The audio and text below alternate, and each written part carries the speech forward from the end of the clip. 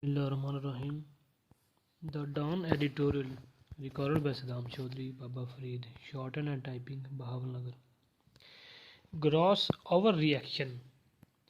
The manner in which ARY News has been offered and its journalists and PTI leader Shehbaz Gill either arrested or booked for serious crimes has created an unnecessary mess. Full stop. While the TV channel may have failed to properly exercise editorial controls during the live broadcast in which Mr. Gill made his controversial statements, the way in which ARY transmission was abruptly pulled off the air by Pamela is violative of the regulator rules and procedures. Full stop. New para. Facing the heat and a wide-ranging crackdown against its employees, the channel has distanced itself from Mr. Gill's statements, arguing that it could not possibly have anticipated what Mr. Gill would say after he was taken on air. Full stop.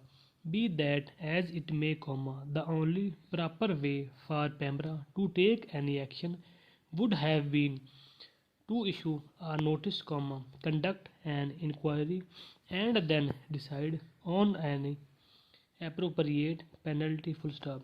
Abruptly pulling ARY or any other channel from the airwaves without due process is tantamount to an attack on the freedom of the press and cannot be condoned. Full stop.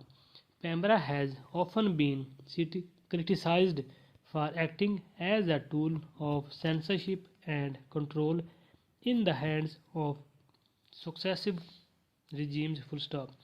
Because the ruling PMLN has recently been expressing open disdain for the channel editorial lines, it is up to Pamela to dispel the notion that it jumped on an opportunity to put the channel in its place on behalf of the government. Full stop. New para.